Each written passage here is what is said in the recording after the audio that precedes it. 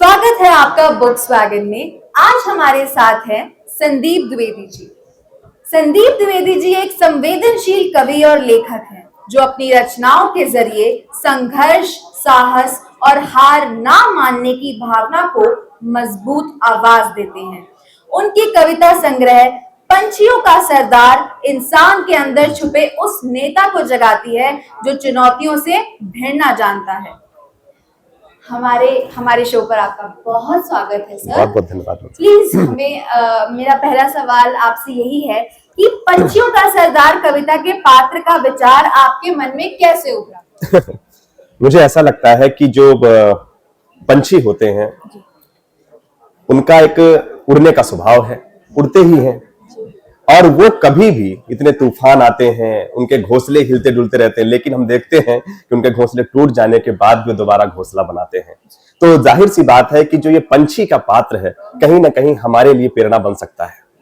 वो नहीं घबराते। तो जो पंछियों का सरदार दरअसल मेरी एक, जैसा कि मैम बता रही थी, कह रही थी कि वो बिल्कुल एक मेरी कविता का पात्र है जो कभी हार नहीं मानता, किसी तूफान से नहीं घबराता, किसी मुश्किलों से नहीं घबराता। और मुझे ऐसा लगता है कि इसमें जितनी भी कविताएं हैं सब कहीं ना कहीं आपको हार से जो दुख होता है उससे उठा करके आपको प्रेरणा देती हैं कि आपको हार नहीं मानना है।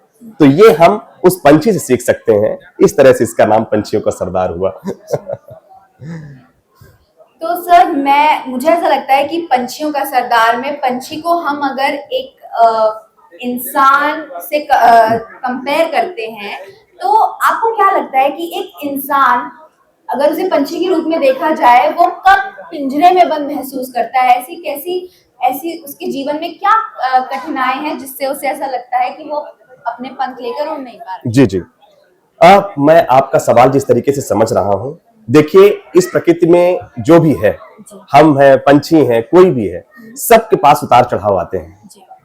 उनको टैकल करने का ढंग सबका अलग अलग होता है। हमारा किसी मुश्किल को टैकल करने का ढंग अलग होगा, आपका कुछ अलग होगा।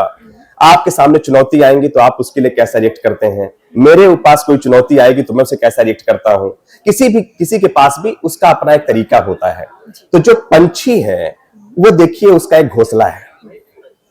मौसम बदलता है, गर्मी आती है, सर्दी आती है, बारिश आती है, वो किस तरीके से अपने आप को संभालता है।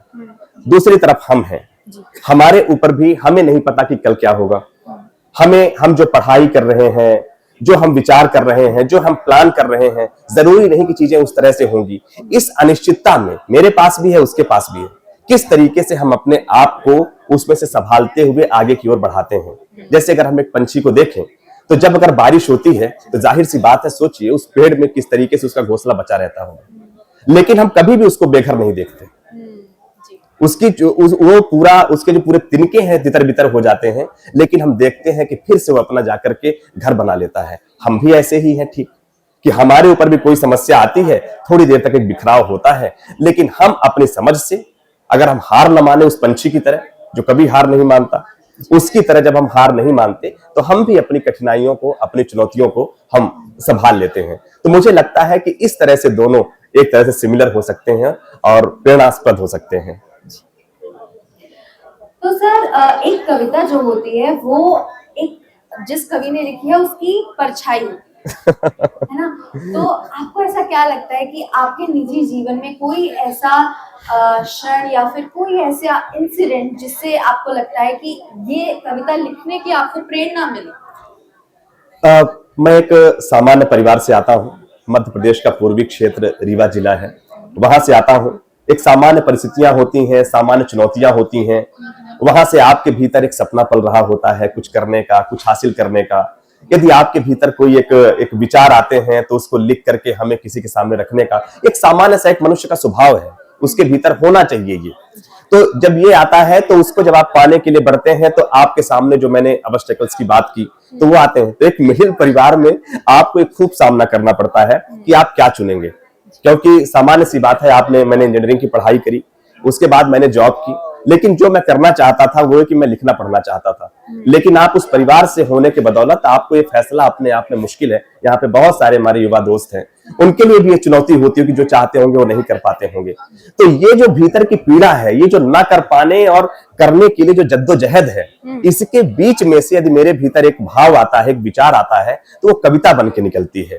तो मुझे ऐसा लगता है कि कुछ ऐसे भीतर ऐसा रहा होगा, कुछ पाने की पिपासा रही होगी, या कि फिर कहीं हारा होगा तो उठने का एक भाव रहा होगा। तो वही कहीं ना कहीं ऐसा लगा कि क्यों ना उसको एक शब्दों में दिया जाए, पन्नों में उकेरा जाए, तो उस तरीके से पूरी एक कविता का स्वरूप बन जाता है। आपकी कविताएं चुनौतियों के बारे में जरूर हैं, मगर कविता लिखते वक्त आपको क्या चुनौतियां आती हैं, उनके बारे में? क्या बात है, बहुत सुंदर सवाल आपका।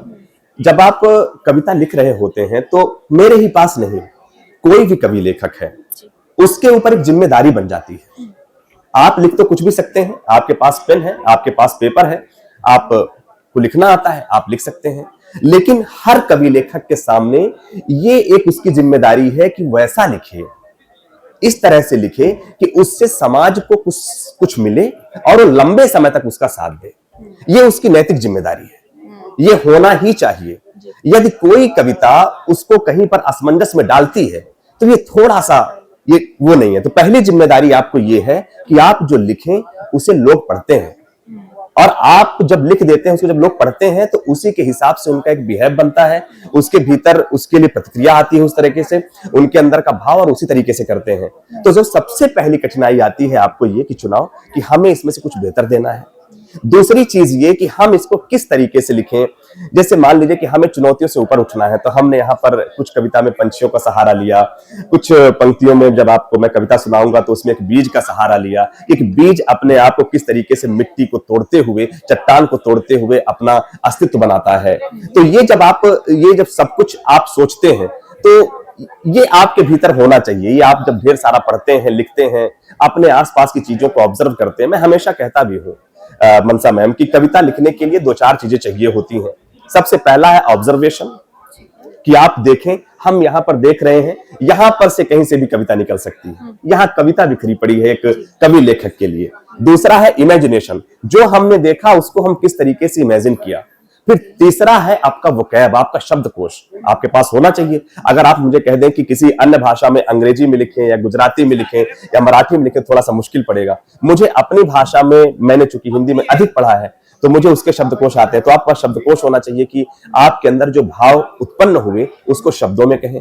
अब उसमें आता है कि उसकी सुंदरता काव्य की, तो उसमें एक फ्लो होना चाहिए, एक प्रवाह होना चाहिए, एक रिदमिक पैटर्न होना चाहिए किसी तरीके का।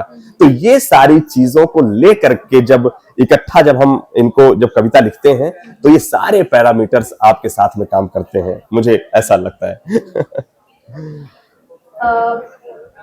आगे बढ़ने से पहले मैं एक बार ये सवाल, हालांकि मुझे शायद शुरुआत में पूछना चाहिए था, मगर मैं जानना चाहूंगी कि कवि बनने की जो उत्सुकता है या जो प्रेरणा है वो आपको कब आई, कहाँ से आई? क्या हिंदी भाषा से लगाव कहीं ना कहीं उसमें जुड़ा था, या फिर? मनसा मैम, मैं हिंदी मीडियम का छात्र हूँ, हिंदी मीडियम से मेरी पढ़ाई हुई है। मेरे दादाजी संस्कृत विषय के शिक्षक थे और उनको बड़ा साहित्य प्रिय था, तो उनके थ्रू, उनके माध्यम से मुझे कविताओं से प्रेम हुआ। वो रश्मि रथी सुनाते थे महाकवि दिनकर जी की, जिनको हम सुनते हैं, कृष्ण की चेतावनी बहुत चर्चित है। तो महाकवि दिनकर जी को पढ़ते थे, वो मेरे भी प्रिय हुए, तो उनको पढ़ा। इस तरह से वो ढेर सारे, मैथिली शरण गुप्त, इन सब की कविताओं के साथ में मेरा कहीं ना कहीं किताबों के माध्यम से, मेरे दादाजी के माध्यम से कहीं ना कहीं मेरे आसपास आना जाना उनका लगा रहा। इस तरीके से सामान्य सी बात है, जब दिन भर आपके सामने कविताएं घूमेंगी, किताबें घूमेंगी, उस पर चर्चा घूमेगी, तो कहीं ना कहीं आपके भीतर यदि आ गया कि भाई मैं भी कुछ लिखूं, तो वो संभावना बन जाती है कि मैं लिख सकता हूँ। बिल्कुल। तो जो आपने कविताएं लिखी हैं इस संग्रह में से कोई ऐसी कविता जो आपके दिल के बहुत करीब हो, जो आप दर्शकों को सुनाना चाहें? मैं एक छोटी सी कविता, मैं इसे उठा सकता हूँ? जी, मैं इसमें से एक छोटी सी कविता आपको सुनाता हूँ।